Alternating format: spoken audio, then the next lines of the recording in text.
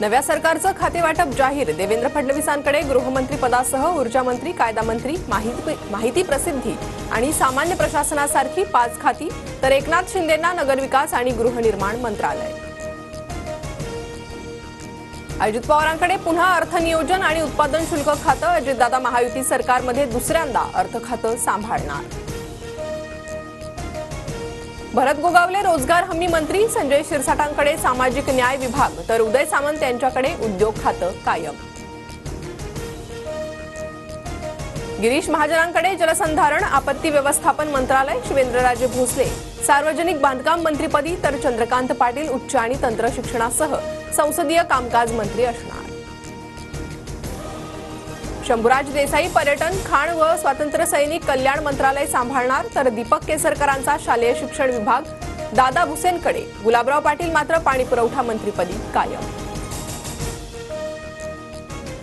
मंत्री पंकजा मुंडेंकडे पर्यावरण खातं, तर बंधू धनंजय मुंडे अन्न आणि नागरी पुरवठा खात्याची धुरा सांभाळणार।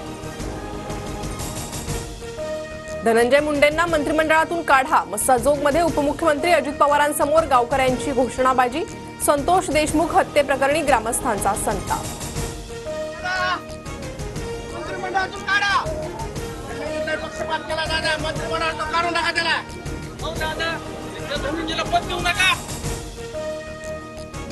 ओबीसी नेत्यांची मुंबईत उद्या महत्त्वपूर्ण बैठक, छगन भुजबळांना मंत्रिमंडळात स्थान न मिळाल्यानं नेते एकवटले। नरिमन पॉइंट येथे संध्याकाळी 4:30 वाजता बैठक होणार। उपमुख्यमंत्री अजित पवारांकडून संतोष देशमुखांच्या कुटुंबियांचं सांत्वन, शब्द देतो सूत्रधार कुणीही असो आरोपींना सोडणार नाही, अजितदादांची देशमुख कुटुंबियांना ग्वाही। बीडच्या मस्साजोगमध्ये संतोष देशमुखांच्या कुटुंबियांशी शरद पवारांची चर्चा, संतोष देशमुखांच्या मुलीचा शैक्षणिक खर्च शरद पवार उचलणार।